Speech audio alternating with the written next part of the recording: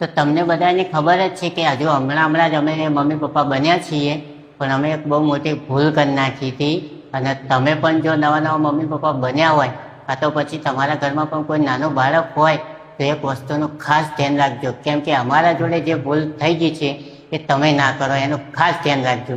તો અમે ભૂલ જે કરી છે, અમે બધા મારા છોકરાને બહુ અડર કરતા હતા, એના કારણે એને ઇન્ફેક્શન થઈ ગયું હતું. અને અમે સાણંદ માસૂમ બાળકોની હોસ્પિટલમાં પહેલી જ વખત આવ્યા હતા. ડોક્ટર ભદ્રેશ સરને મળ્યા અને એમના માર્ગદર્શન મુજબ મારા છોકરાને કાચની પેટીમાં દાખલ કર્યો અને મારા છોકરાના સારવાર દરમિયાન માસૂમ બાળકોની હોસ્પિટલની ખાતે અમને ખૂબ જ સારો અનુભવ મળ્યો અને હોસ્પિટલના ડોક્ટર ભદ્રેશ સરે ખૂબ જ સારો સમજદારીપૂર્વક સારવાર કરી અને અહીંયાનો સ્ટાફ ખૂબ જ પ્રેમાળ, સહાનુભૂતિપૂર્ણ અને જવાબદારીથી સેવા આપી.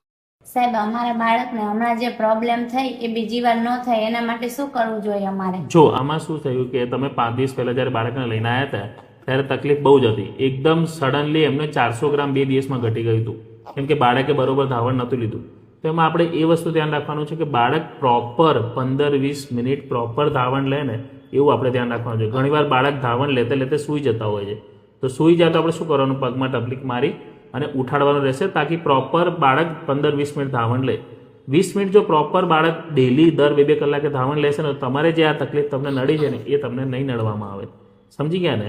એ વસ્તુ સમજવાનું છે. અને ગરમી છે, આગળના 2 મહિના ખાસ બહુ ગરમી છે, તેમાં ધ્યાન રાખજો કે આ વસ્તુ ફરીથી ના થાય. તો ફરીથી થશે તો તકલીફ મોટી પડી જશે. આ વખતે સિરિયસ થઈને બાળક ભલે આવ્યો હતો, પણ હમણાં બધું સારું છે. તો હવે સાચવજો કે તમારે આવી તકલીફ ફરીથી ના વેઠવી પડે. અમે સાંભળ્યું હતું કે ડોક્ટર ભગવાનનું સ્વરૂપ હોય છે. આજે અમે એ પણ જોઈ લીધું. મારા છોકરા માટે ડોક્ટર ભદ્રેશ સર ભગવાન સ્વરૂપ બન્યા.